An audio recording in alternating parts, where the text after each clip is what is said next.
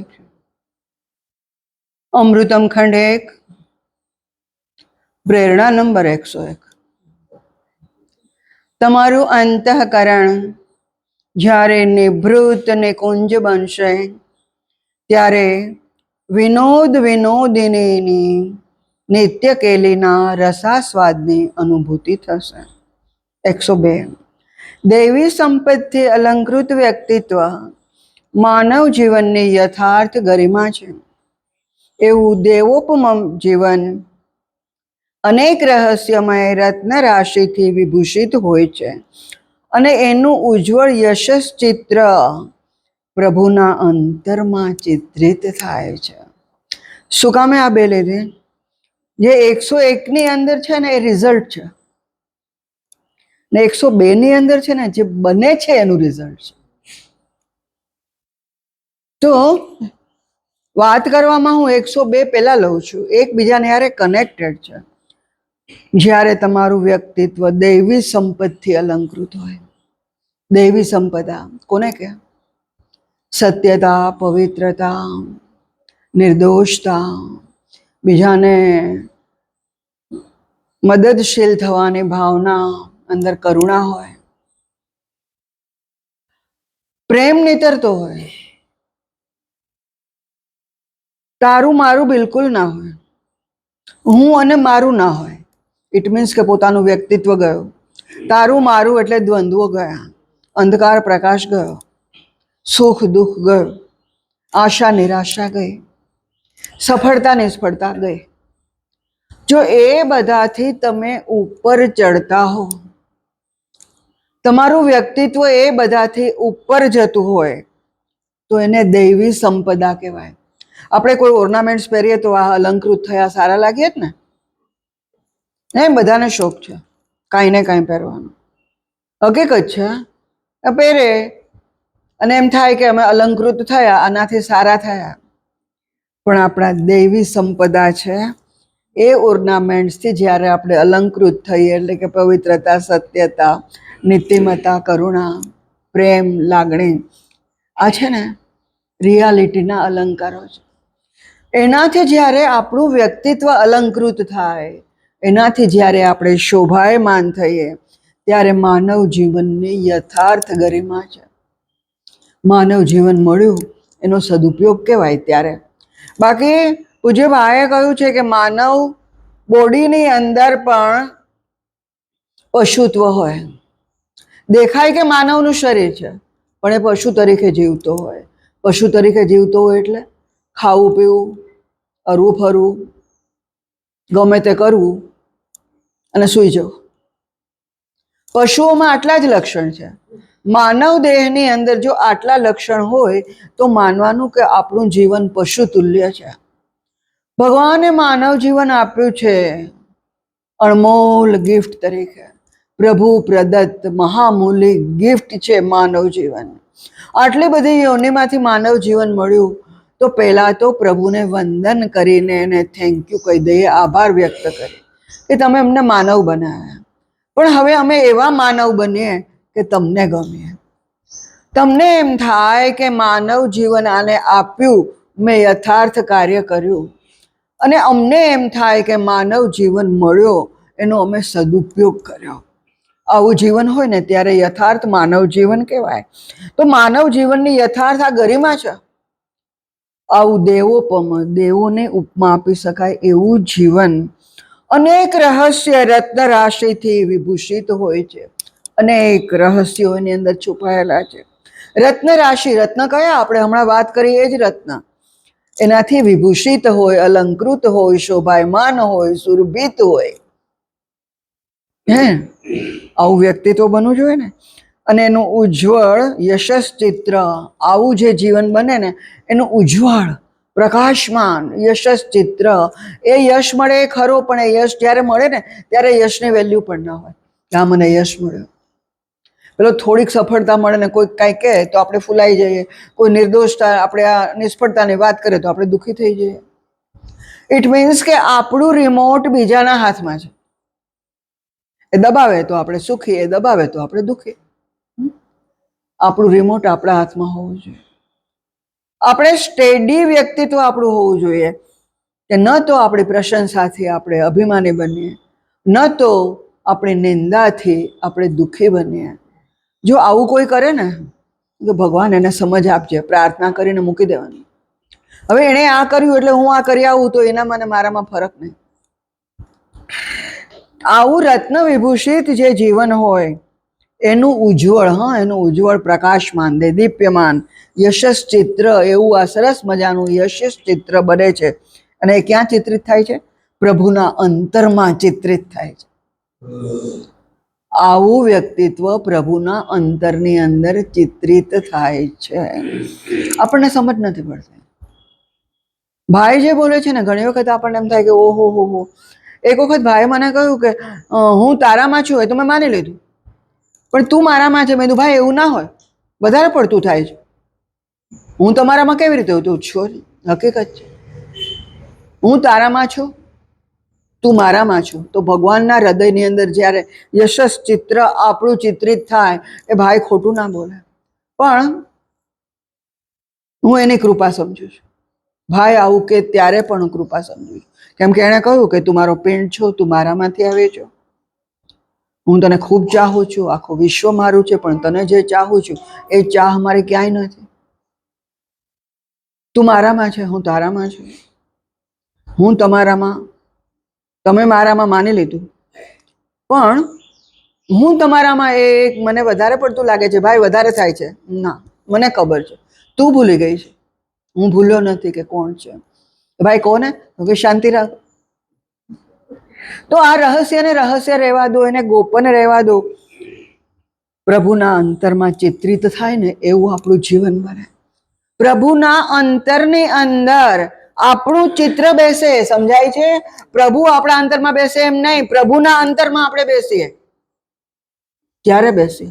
પ્રભુ એમને ના બેસાડે. જ્યારે પ્રભુને લાગે ને ત્યારે જ બેસાડે. તો ત્યાં આવું ક્યારે લાગે એને ખબર છે? આપણી ધમનીઓની અંદર જે બ્લડ ફરે છે ને, એ બ્લડની અંદર પણ પ્રવાહ પ્રભુનો હોય.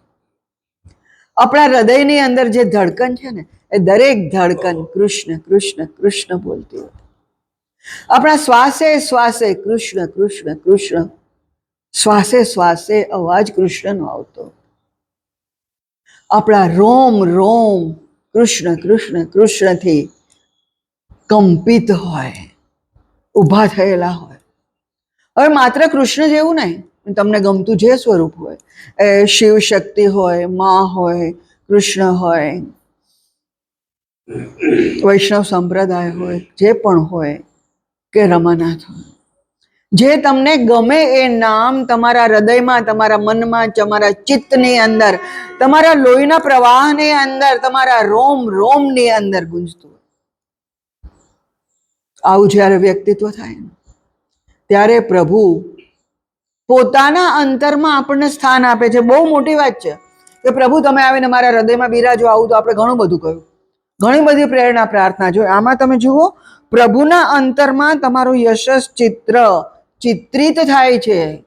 પ્રભુ તમને અંતરમાં રાખે. જેવી તેવી વાત નથી, બહુ મોટી વાત છે. તો તમારું અંતકરણ હવે 101 લઉં છું. જ્યારે નિભૃત નિકુંજ બનશે, આવું મને, જેની અંદર ધડકનની અંદર ભગવાન હોય. રમાનાથ રમાનાથ રમાનાથ.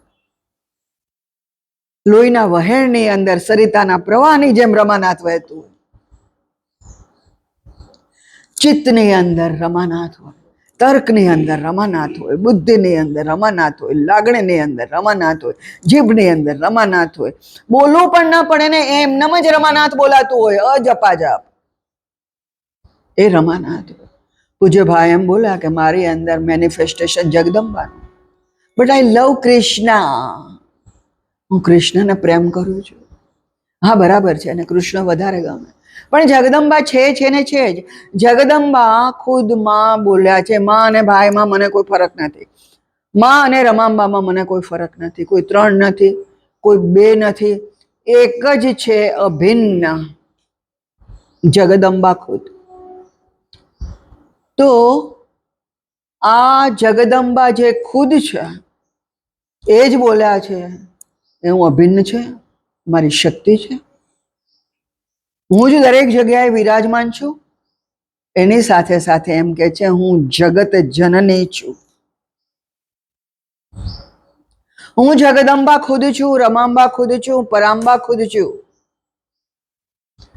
રામ અને કૃષ્ણ મારા સંતાન છે.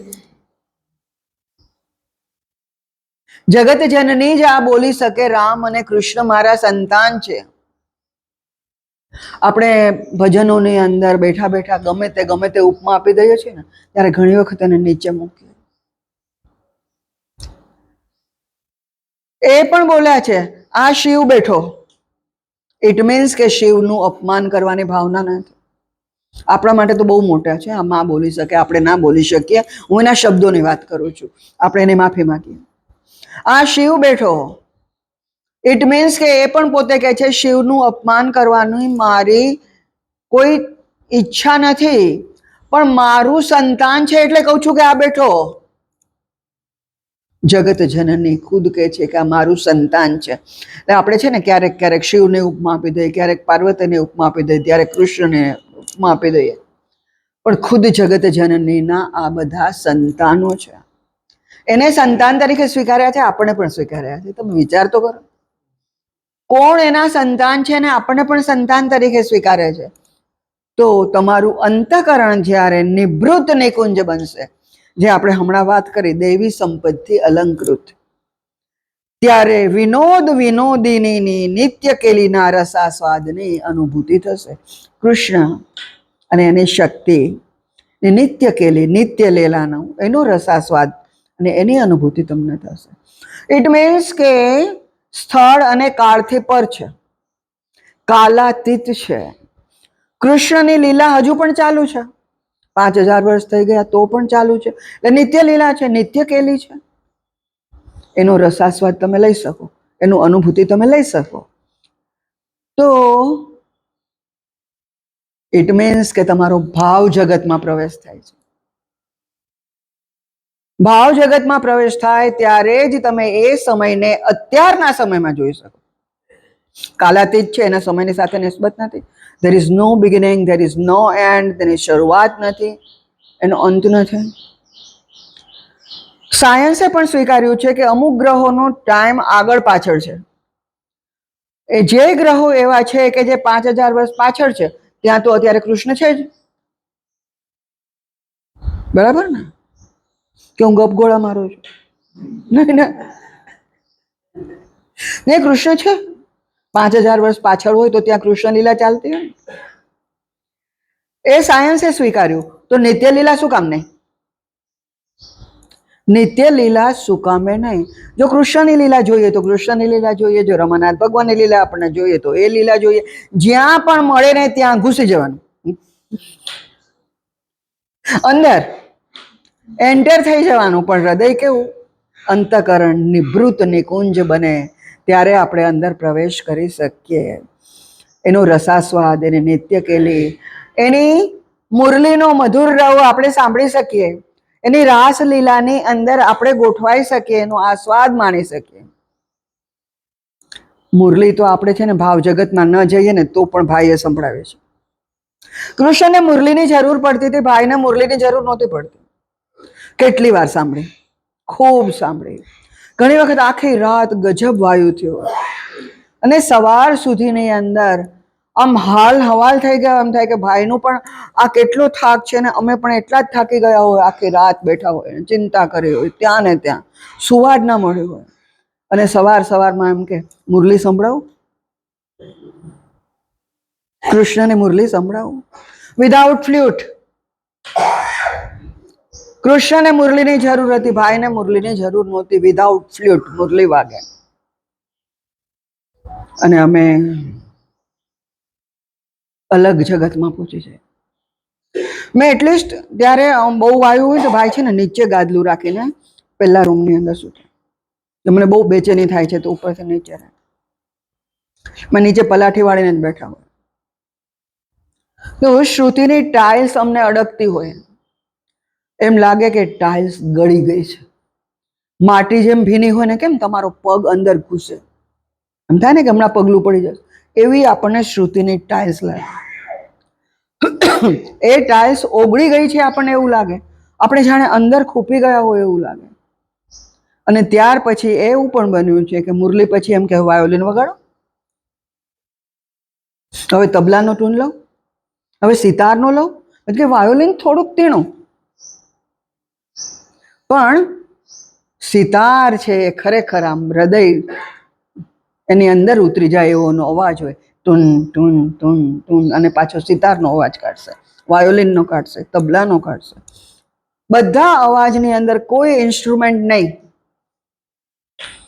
ઉપરાંત ત્યાર પછી કે હવે સવાર થયું, આપણે પક્ષીનો અવાજ કાઢીએ, અલગ અલગ પક્ષીઓના અલગ અલગ અવાજ, કોયલ હોય, કોકિલ હોય, મોર હોય,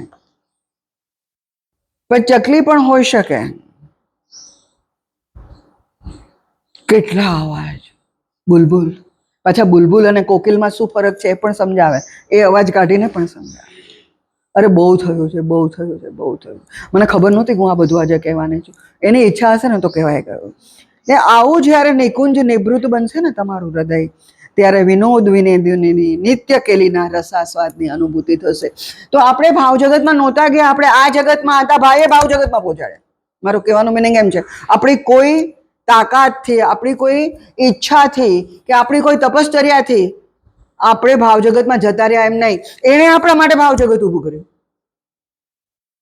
એણે એવી અનુભૂતિ આપી કે આપણે સરકી ગયા જાગતિક જીવનમાંથી, પાર્થિવ જગતમાંથી અપાર્થિવ જગતમાં.